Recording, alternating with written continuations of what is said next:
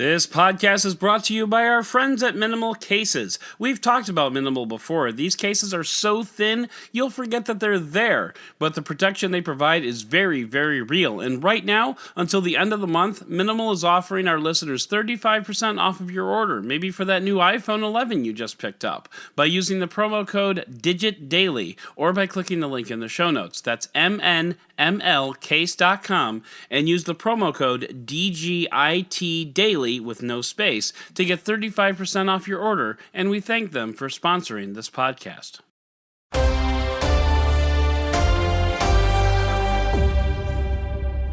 Good morning, Digit fam. Adam Dowd here, and I managed to drag myself away from the Amazon series The Boys to bring you all the tech news you need to know.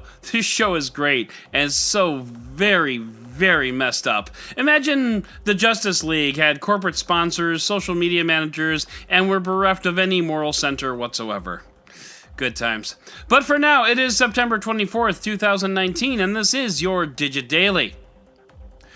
We've talked about Apple Arcade before, Apple's subscription game service that lets you and your family share around 100 games for about $5 a month. Well, Google said hold my beer and officially introduced the Play Pass. Similarly, it's $5 per month, but there are some extra goodies in here. First, if you order the Play Pass by October 10th, you can get it for $2 a month for the first year. Second, the Play Pass will be good for 350 plus apps, and you'll notice I said apps because the Play Pass is not just for games. Included on the list of apps is AccuWeather, which I honestly didn't know had any revenue generation. I guess score 1 for unobtrusive advertising, eh? But you're also getting popular apps like Monument Valley, Risk, and Star Wars Knights of the Old Republic. There is no full list of apps available anywhere that I can find. I guess Google didn't think reading a list of 350 app titles would be all that amazing, and I get that. So in a few ways, this is better than Apple Arcade. But this is a US-only launch, which is all kinds of weak sauce. Apple Arcade launched in more than 150 countries. Google Play Pass will have no exclusive titles, while Apple Arcade announced that some of the games will be exclusive. So you can play any game or use any app on the list. The only difference will be in advertising or in-app purchases. Then again, comparing the two is kind of silly. It's not like a $5 per month subscription is going to determine whether you buy an iPhone or an Android phone. We all know that iMessage will do that. Subscriptions are the way that everything is going these days, and if Google Play Pass can help Android developers earn a little extra scratch and ease off on the pirating of APKs, much like what Netflix did for movie pirating and Spotify did for music pirating, then this will be a win for everyone involved. It may also encourage folks to install more apps. Going back as far as 2014, people just don't install new apps all that often, and I, for one, can confirm. Of course, with a $2 a month deal, I'll be picking it up, so I can continue coverage of the Surface. At least I'll finally get the fully paid version of AccuWeather, whatever the hell that looks like. I probably won't play a heck of a lot more games, but I guarantee my kids will. I just hope my son keeps up on his app organization, because before my intervention a couple of weeks ago, it was a terrible mess that still gives me nightmares. So while we contemplate various app folder strategies, let's dive into the roundup!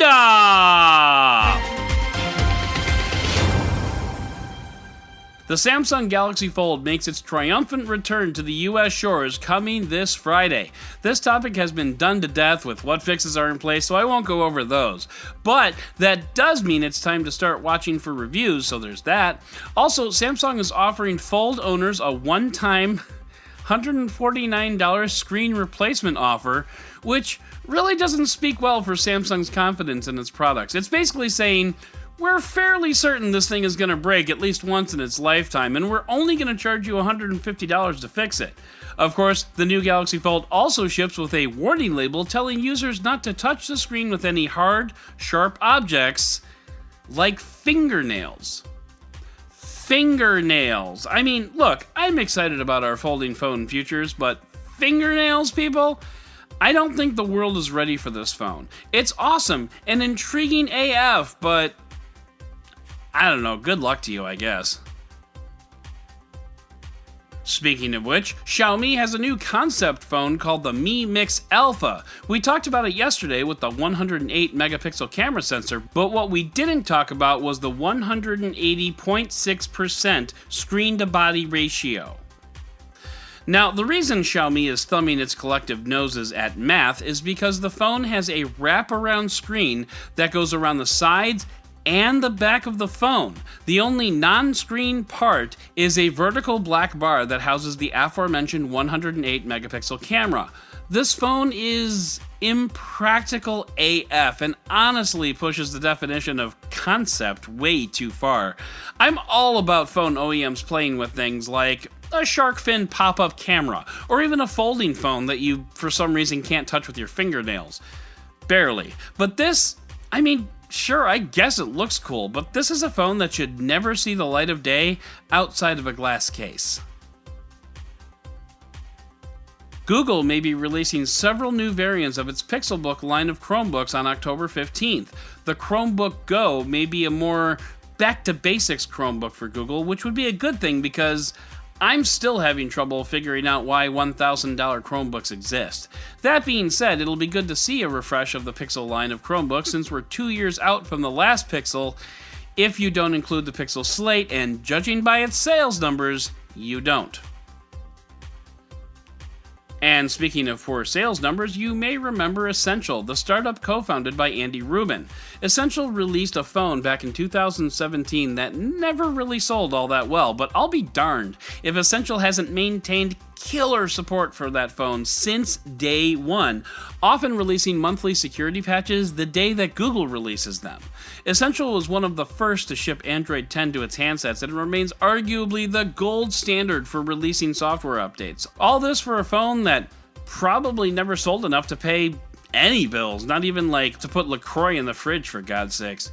Well, Essential confirmed that it's working on a new device which is in early testing. We don't know much about it, except XDA has learned some details through their typically nerdy ways by reading code commits. Bottom line, it looks like this will not be a flagship device, but rather a smaller device that will ship with Android 10 because Essential. I'm interested to see what Essential has to offer, and I'm more interested to see if it maintains its support with this new device. Any day you want to make an announcement, Essential, we're ready. WeWork, which has quickly defaulted to the office of choice for startups that can't afford an office, is a bit of a mess, and it all starts at the top. WeWork CEO Adam Neumann installed a frat boy culture at the top and made some shady AF deals between his privately owned properties and WeWork itself, and now is all surprised when the board wants him gone. Recode breaks down this long list of failures at the technology startup, or realty startup, depending on who you ask, but my favorite passage of the article is arguably this one. Quote, "While WeWork's drama has reached an inflection point in recent days, the company has been a mess for a while. The warning signs were visible, but the private market largely ignored them and continued to pour billions of dollars into the company, with SoftBank leading the charge. Because, survey says, rich people are stupid. It's like your IQ drops with every successive tax bracket." So that's going to do it for today's Digit Daily. If you'd like to learn more about any of these stories, check out the links in the show notes and subscribe to our daily newsletter on Digit.com. And if you like what you heard, subscribe, leave a review, and don't forget to tell your friends about DigitDailyPod.com. Once again, I'm Adam Dowd, Dead Technology on Twitter, and we'll talk again tomorrow.